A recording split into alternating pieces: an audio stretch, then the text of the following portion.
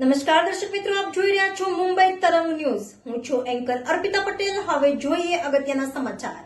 રાજકોટમાં ચૂંટણી જાહેર થતાની સાથે જ ભક્તિનગર સ્ટેશન પાસે પોલીસ દ્વારા વાહનોનું ચેકિંગ કરવામાં આવી રહ્યું છે, જેમાં કાળા કાચવાળી ગાડી તેમજ સ્કૂટરવાળા બધાને રોકીને ચેકિંગ હાથ ધરવામાં આવી રહ્યું છે.